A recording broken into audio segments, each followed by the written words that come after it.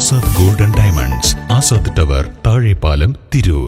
Thalakkaduthur Tanalur Chungam bypass റോഡിന് ജനകീയ കൂട്ടായ്മയിൽ തുടക്കമായി. റോഡിന്റെ നിർമ്മാണോദ്ഘാടനം പഞ്ചായത്ത് മെമ്പർ തെയ്യമ്പാടി കുഞ്ഞിപ്പയുടെ നേതൃത്വത്തിലാണ് തുടക്കമായത്. റോഡ് യാഥാർത്ഥ്യമാകുന്നതോടെ വയലത്തൂരിലെ രൂക്ഷമായ ഗതാഗത കുരുക്കിന് താൽക്കാലിക പരിഹാരമാകും.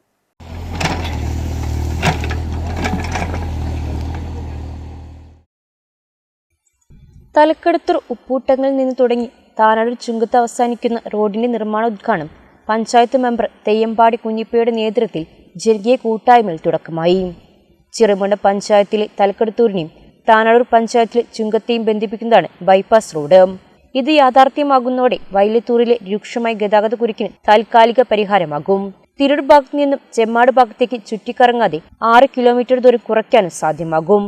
ചെറിയമുണ്ടം പഞ്ചായത്തിലെയും താനാളൂർ പഞ്ചായത്തിലെയും 20ഓളം കുടുംബങ്ങളാണ് സൗജന്യമായി ബൈപ്പാസ് റോഡിന് സ്ഥലം വിട്ടു നൽകിയത്. ബൈപ്പാസ് റോഡിന് സമാന്തരമായി 4 മീറ്റർ വീതിയിലുള്ള കൈതോട് നിലവിലുണ്ട്.